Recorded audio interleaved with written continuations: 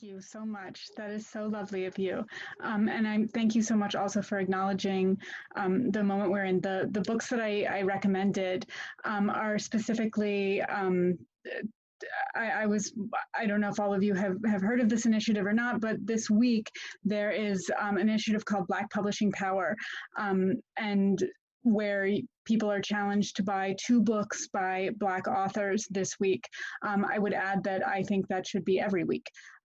But in particular, these were some of my favorites of the last year, and a way to support this initiative to amplify Black voices at this moment in time. So I'm going to talk a little bit about my background, but I wanted to start things off with a reading. So in Greek mythology, Circe is most famous for turning Odysseus's men to pigs in the Odyssey. She is the daughter of the sun god Helios, and she is also one of the first witches in literature. And her divinity, because she's a goddess, and her witchhood are very distinct things. She is born a goddess, but she makes herself into a witch. And part of what I loved about her is that witchcraft is something you do, not something you are. It's something you create through passion and dedication, skill, knowledge. In other words, it's an art. So the passage I'm going to read tonight comes from sort of towards the middle of the novel, after she has been exiled from her divine father's halls, sent to the magical island of Aiaia, discovered her magic, and started turning men into pigs. So the he in this section is Odysseus.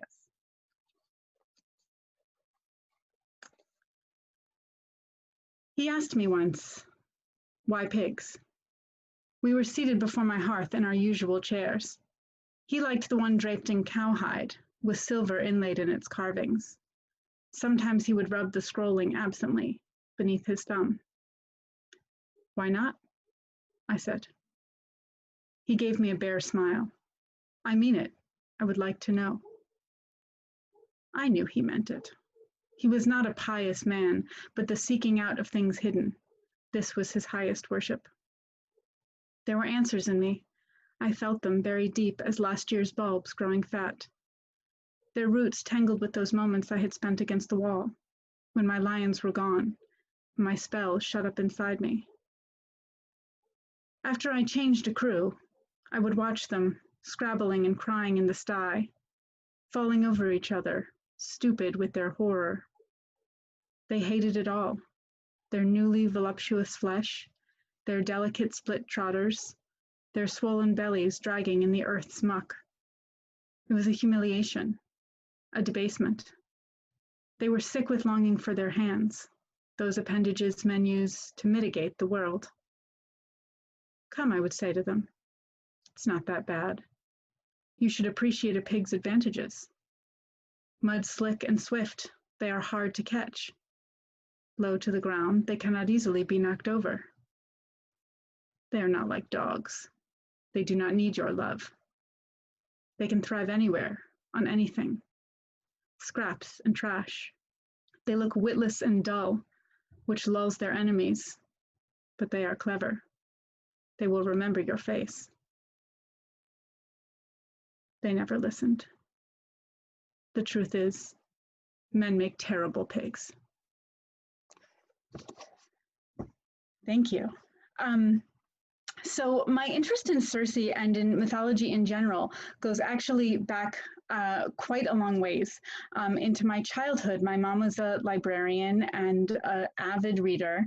And for some reason, when I was around 5, she decided that she was going to start reading me little bits of the Iliad and the Odyssey.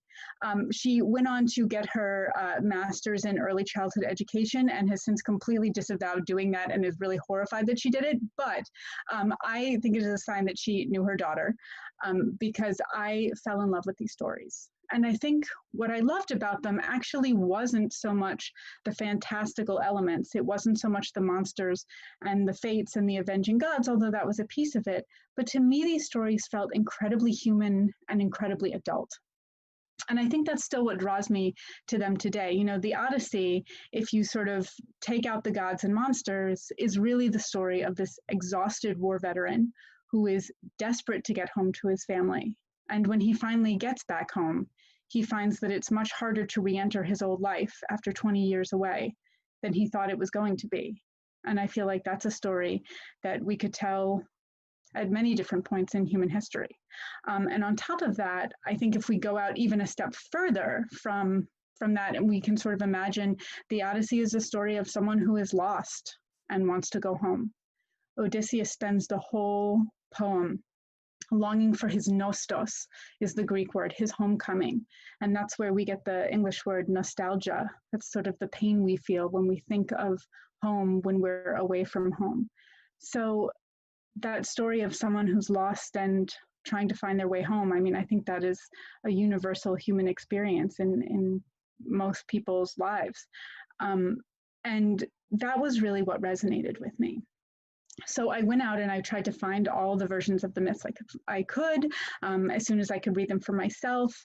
And when I was 13, my English class read the Odyssey. And this was the first time that I had read the whole thing. I had my own copy of the Odyssey and I was reading it. And in particular, I was really excited about this character, Circe, I had heard about. Because if you read mythology, you're definitely going to come across Circe, the witch who turns men into pigs. And I thought, that sounds like a really good character. I want to hear more about her. And partially, my reaction to that was that, you know, the female characters in mythology are often very flat. They're often relegated to the sides. There are a few of these kind of big villains, like Medea, Clytemnestra, but oftentimes those women are punished for their power by the end of their story. Whereas Circe managed to wield a fair amount of power, but not be punished for it by the end of her story. So I was really interested to sort of learn more about her. And we got to the Circe section. And what I was expecting was, oh, this is going to be great. She turns his men into pigs. They're going to have a battle of wits.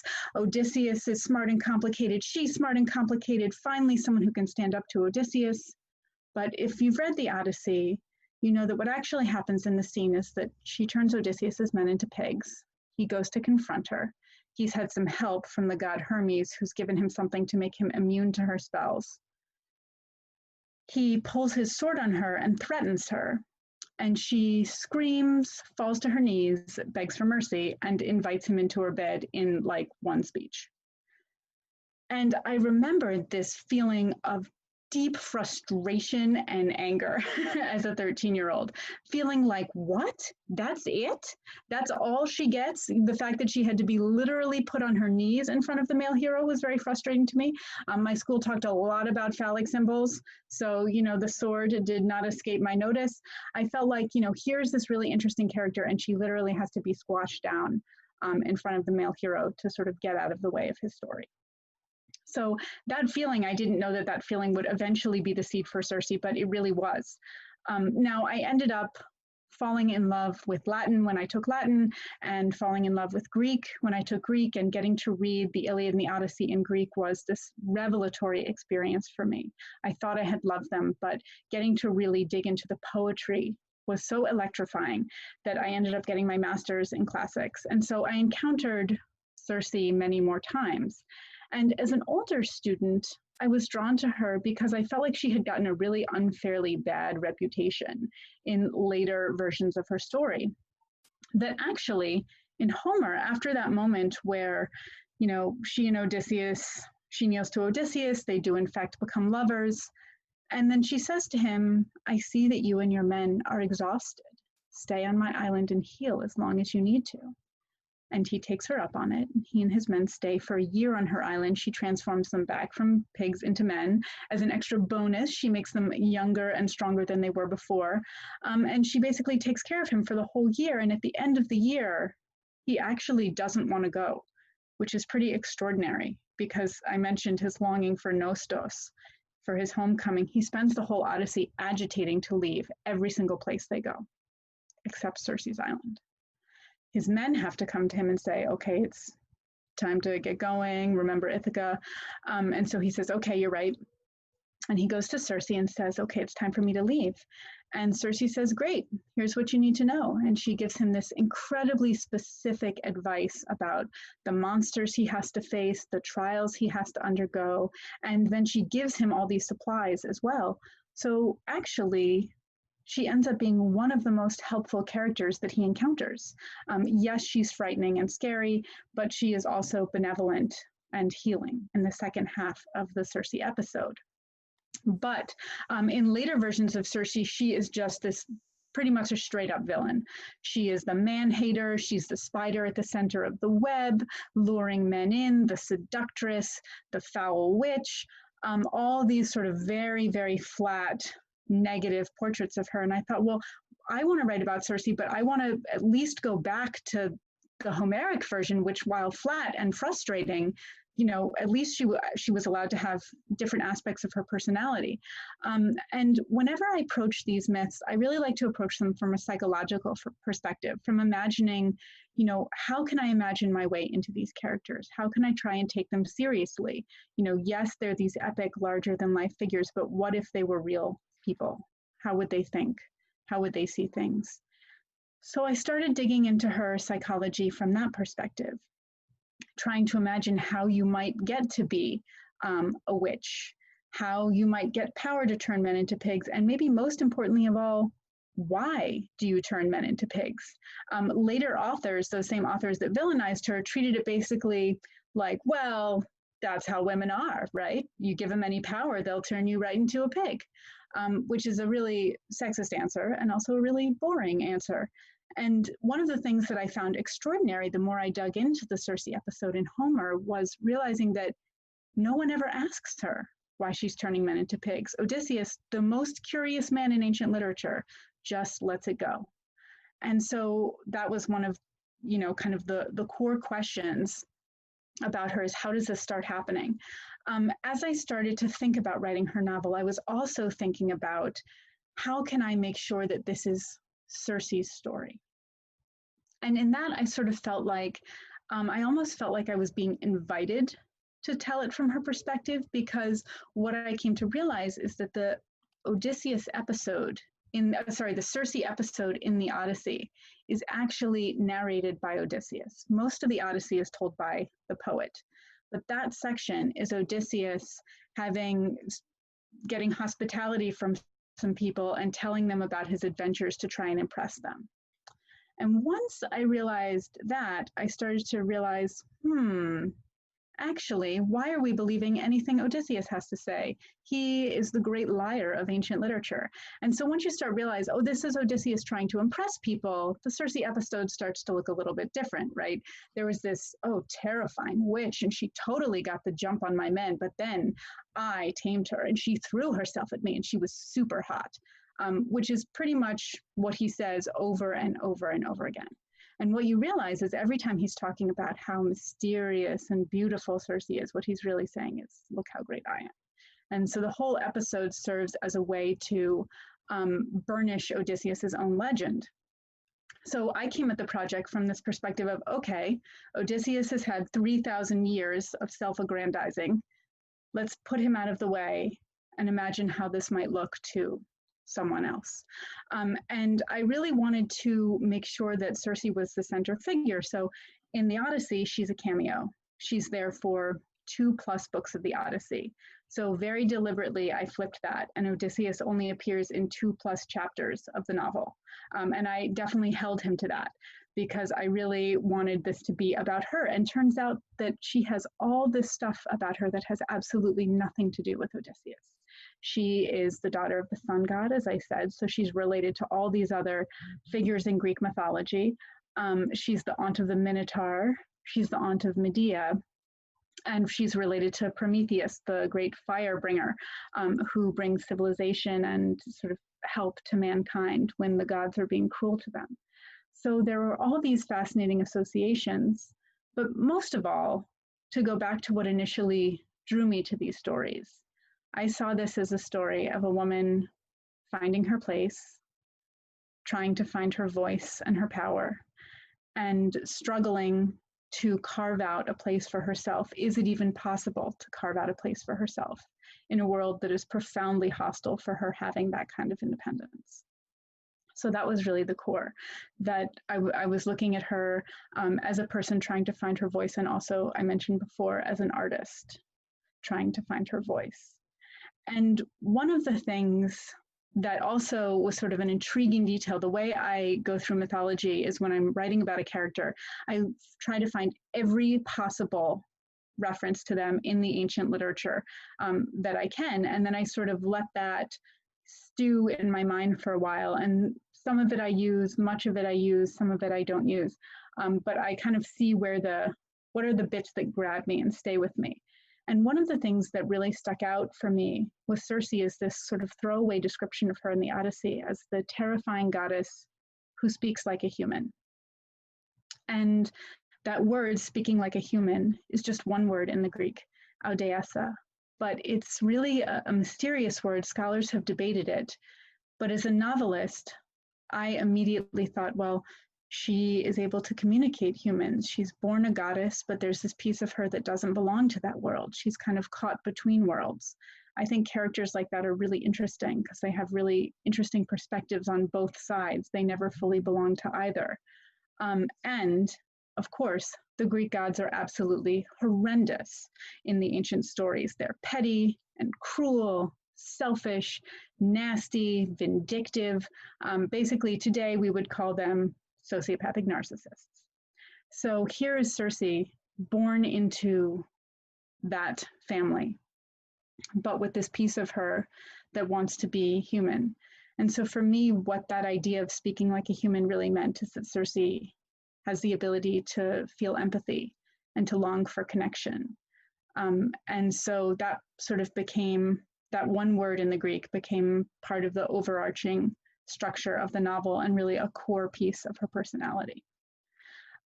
There is definitely a lot more that I could say about mythology, witchcraft, Odysseus, all of this, but I'm going to pause because I see that there are definitely some questions there. So I want to make sure I'm talking about what you actually want to hear about. Okay, awesome. That was great. So as you noted, we have a bunch of really awesome questions. I think this is a really fun place to start. This one comes from Amy. Thank you, Amy. It's, which god or goddess would you choose to be? That's a tough one because so many of them are so awful. I think I mean I did live with Circe in my head for 7 years, so I wish I were as powerful and wise as Circe is. She does have a couple thousand years to earn that wisdom, which is, so I think she gets a little bonus there. So I might say Circe. I might also say. There's some I have always been drawn to the figure of Chiron. He's a god, but he's a centaur. He's sort of the great teacher. As a former high school teacher, I wish I were as good a teacher as Chiron. So maybe I could be like Chiron. But there are so many figures. I mean, she's not a goddess, but I have so much sympathy for Clytemnestra. One of these days, I'm going to write about Clytemnestra, who is Agamemnon's wife who murders her husband in a bathtub. Very, very interesting and often vilified character. Right. Okay, cool. This next one comes from Kayla. Hi, Madeline. Love your books so much. Have you ever been interested in any other mythology from other cultures, or do you tend to focus on Greek and Roman mythology since that was your field of study? I would feel like if I were going to write about another, I love other mythological traditions as a reader. I love Egyptian mythology. I love the Ramayana and the Mahabharata, the great Indian epics. I love, Norse mythology. I feel like any mythology out there, bring it on. But that's as a reader. I think in order to write about another tradition, I feel like I would at least need to read the language. So I have a lot of work I need to do. One of the great, great mistakes of my undergraduate years was not taking hieroglyphics. So maybe one of these days I can remedy that. That might be the perfect quarantine project. So I probably am not going to write about those traditions, but they're part of my love for mythology, and absolutely I am always reading them. Awesome. So I have another question here from Victoria. What is your favorite stage play? Oh, that is such a good question. So it sounds like you know that I have a theater background. I am a theater director, actually. That's the other thing I do. And it was theater that eventually um, finally allowed me to realize that I could write about this ancient mythology. So up until that point, I had been kind of studying classics here, and I had been writing fiction over here, totally contemporary fiction. It never occurred to me to put the two things together until I directed a production of Troilus and Cressida, which is Shakespeare's version of the Iliad. And it was the first time that I had interacted with the myths from a storytelling perspective, where I was getting to shape the story and I was talking to Achilles about his motivations and working with Cassandra on her entrances and her physicality. And it was so exciting. I mean, it was nerd heaven, but it was so exciting and intellectually engaging that when it was over, I didn't want to stop. I wanted to keep going. And so theater is a huge part of my writing. It's a huge part of my history. So, and I eventually became a Shakespeare theater director. So if we're just looking at Shakespeare plays, I would say King Lear, Henry IV, Part 1, and Twelfth Night. If we're looking outside that, I grew up reading Tennessee Williams. He was sort of a really important early writer for me. That I read all of Tennessee Williams over and over and over again throughout high school. But I think the play that I have seen that I have just absolutely loved the most is actually a classics retelling. It's called Hurricane Diane by playwright Madeline George. And it's a retelling of the Bacchae. And it completely, I haven't even seen it, I've just read the play. It completely blew me away. I'm in love with it. I'm obsessed with it. Everybody go read Hurricane Diane. Okay, this question comes from Caitlin. As a teacher, how do you introduce and facilitate understanding and love of mythology for students? I think for me, it's really important to, so oftentimes students come to the classroom and they either feel like the myths are going to be really boring, or they feel like the myths don't belong to them. They feel like the myths are part of this, elitist cultural strain, and that it sort of is excluding them.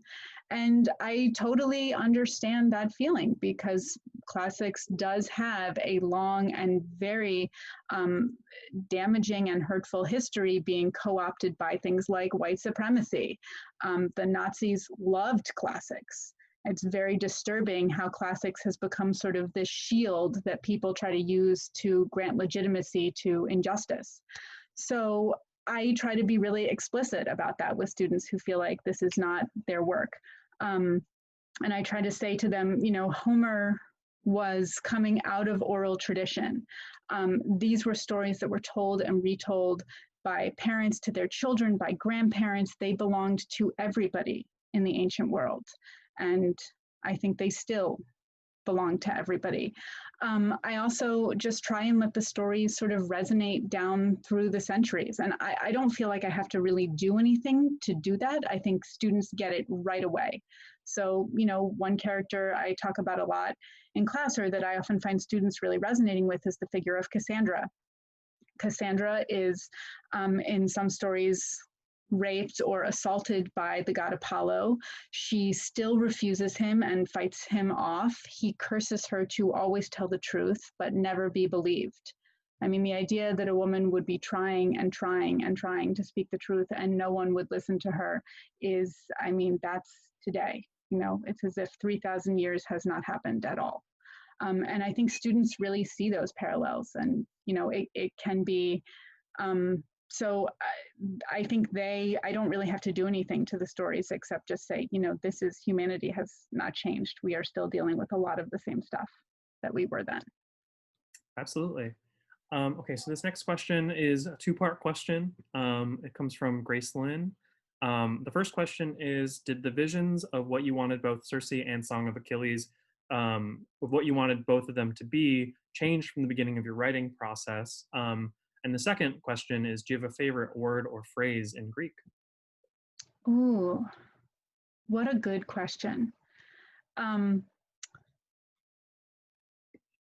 that's so exciting. I've never been asked that before. Okay. So they did change because I always allow my characters to grow over the course of the novel. And I never write out of order. I can only write in order because I have no idea what Circe is going to be like in chapter 19 until I've written chapter 18. So there's a lot of room to really grow organically. That said, I mean, Song of Achilles was a love story from the beginning. That was the purpose of the story, was to take this larger than life epic and tell it from a really intimate and personal perspective with a love story at the center. And I really wanted to push back against the fact that I feel like the interpretation of Achilles and Patroclus as lovers was something that was really being silenced and ignored and not talked about and cut out of commentaries and not taught. I think that's changing now, but I was really reacting very strongly to that. So, and with the Iliad and with Achilles and Patroclus, there was definitely an endpoint. That the myth kind of had an endpoint there. So, I knew what the beginning was and I knew what the endpoint was, but all the middle evolved really organically. And there were lots of times that Patroclus and Circe as well really surprised me along the way. Patroclus was much more impulsive than I imagined he would be. And so that was something that I enjoyed kind of letting him explore. I was really interested in Circe's relationship with Penelope, Odysseus's wife. That was something where I knew it was coming. I knew Penelope was going to come into the last quarter of the novel, and that the two of them were going to have a conversation. That's actually in the myth, although it's not spelled out what their conversation is like or what that meeting is like in any way. But I didn't know what was going to happen between them. And sort of as soon as I got there and put them in the room together, I suddenly realized that, this is a really significant part of Circe's story because she has been longing, just like Odysseus. I wanted my Circe to be longing for home, longing for her own homecoming, but she doesn't know what that homecoming looks like. And in Penelope, in this really wonderful female friendship, she finally finds a piece of that homecoming. So I always leave room to discover a lot along the way and to allow characters to grow and expand.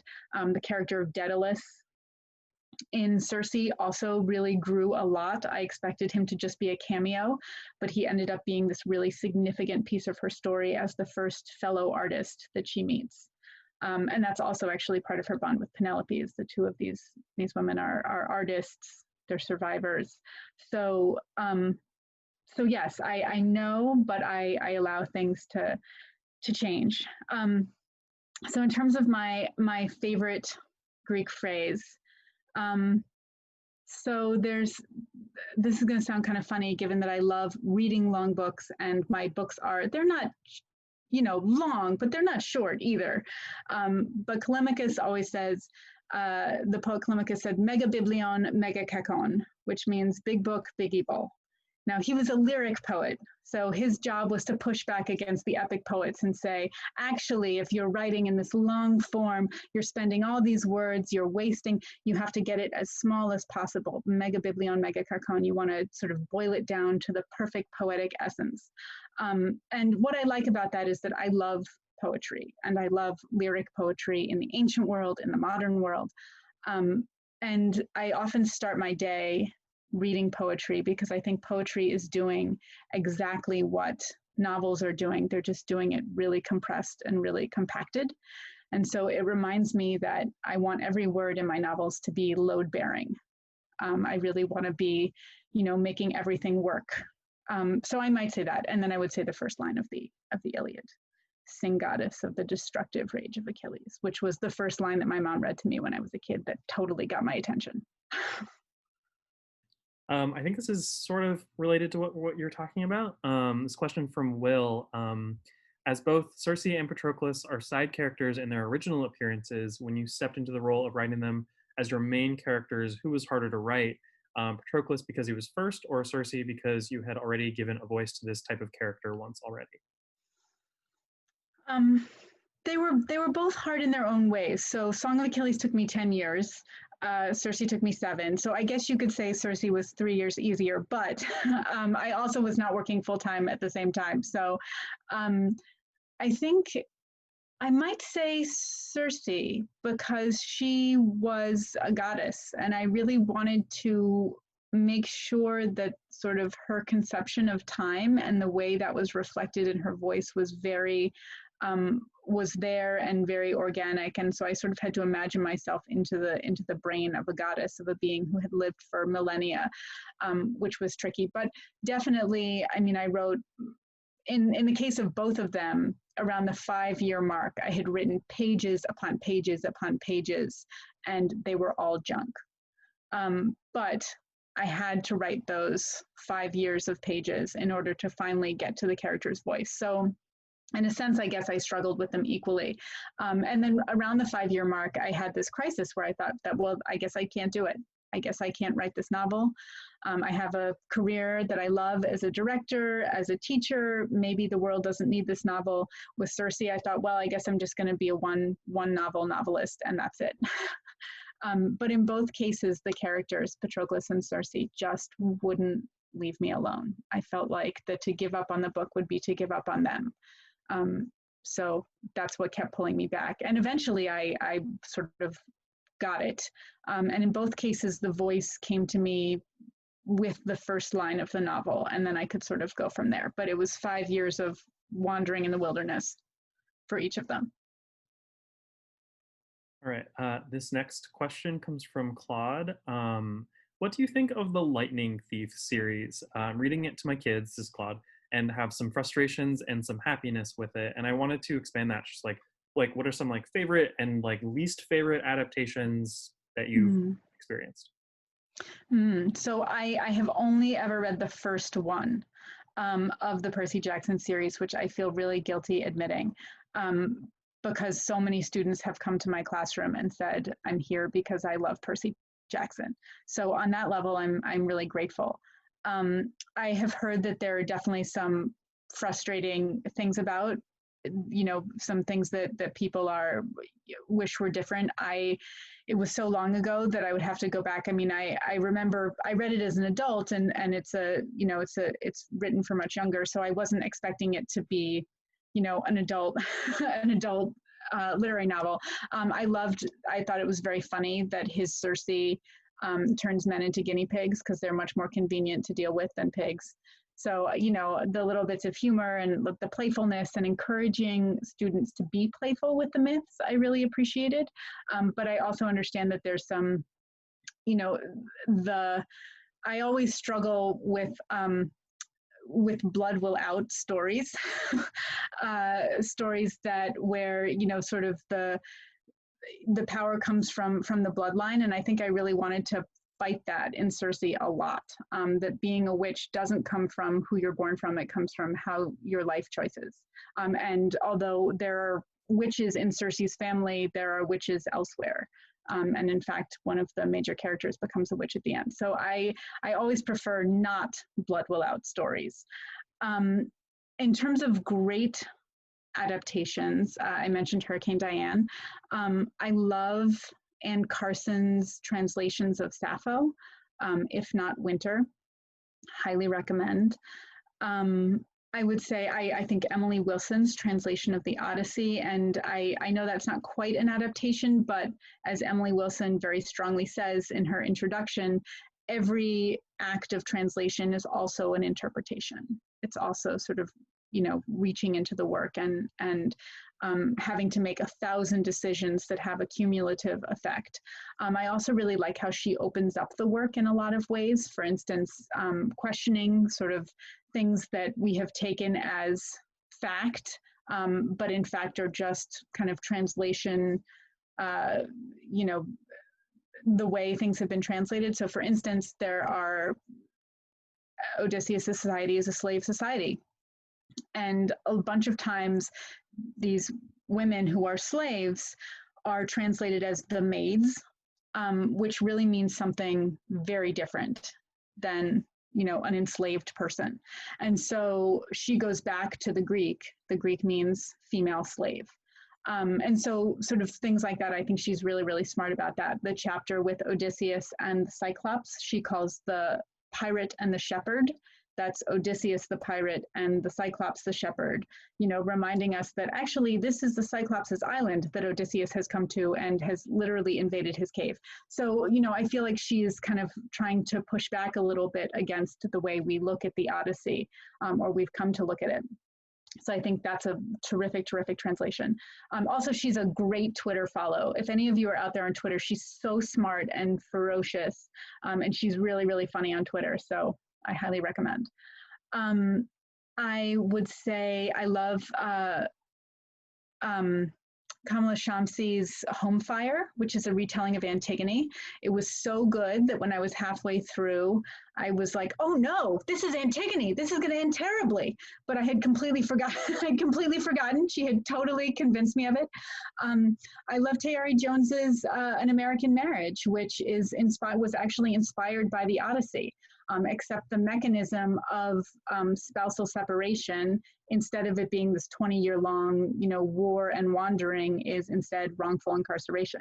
So I mean, there's so many wonderful, wonderful versions out there, and I always like to see them. And I love a version that can really blow me away and make me see the material in a new light. Oh, the last one I'll add is Troilus and Cressida. I do think Troilus and Cressida is wonderful. It's such an angry, difficult, bitter, nasty, funny play.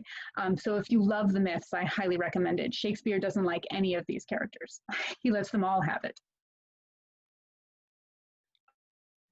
I think this is related to what you were talking about, some of what you were talking about. This question comes from Shoshana.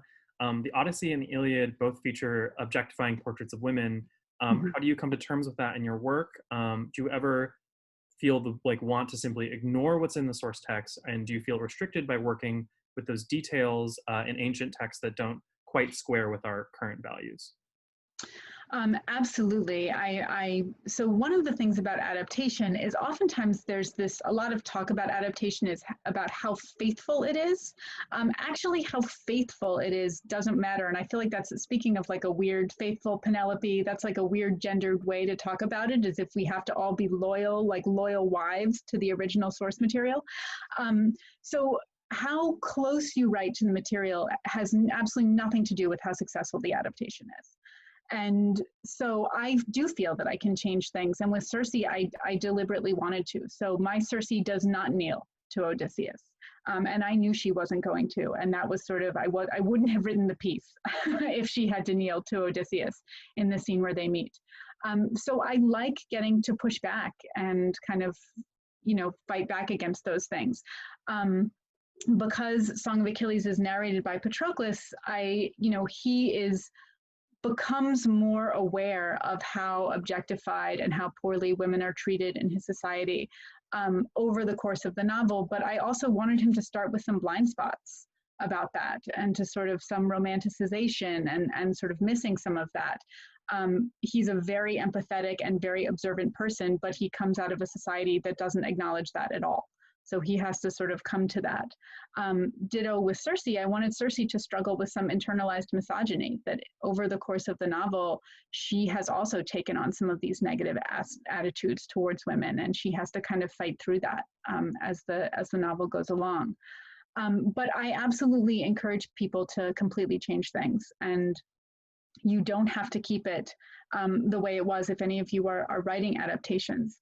So, but I like to write closer to the material, specifically because I like to push back, because I like to say, okay, that's what Odysseus said, but I say this. So, there's a moment, I talked about how Odysseus is always saying how hot Circe is in the Odyssey. And one of the things he keeps saying about her is he describes her as having this like super fancy hairdo. It's often translated as like Circe of the beautiful braids, as if like his portrait of her is that here she is like in her prom hair, waiting for someone to show up on her island doing nothing, just lounging around with her lions. That's a totally like objectified, absurd fantasy of what women are doing when men are not there. And so part of what I wanted to do was like take that detail of Circe's braids and transform it. So in my version, Circe does braid her hair, but she braids her hair because she spends all her time tromping through the woods, hanging out with lions, digging up plants, working in her garden, and she would braid her hair. That's how she keeps it out of her face. So, I tried to sort of take even little moments of that objectification and change it so that Circe has the agency. It's something that she's choosing, and Odysseus can interpret it or spin it however he wants, but it's something that she's doing for an actual reason. Absolutely. So we're almost out of time. I'm just gonna have this one last question. A bunch of people have asked some variation of this. Do you have any new Greek retellings in the works, or what are you working on next? Sure. So I'm working on a story about Pandora, who is, it's kind of an Eve and Eden story. It's everything bad that happens is the woman's fault because she's just too curious. So I feel like I'm looking forward to really digging into that, and I've been working on that. I also would love to write back to the Aeneid, which is the other great ancient epic, written by Virgil, sort of to be the Roman Iliad and the Odyssey. And then actually, though I think that's going to be one novel down the road, the novel I'm working on right now, although it very much comes out of Circe because it's also about magic and witches and islands, is based on Shakespeare's Tempest. So that's my Shakespeare side coming out. And the Tempest has been rattling around my brain for many, many years. And I hate directing it, which is why I think I want to write about it.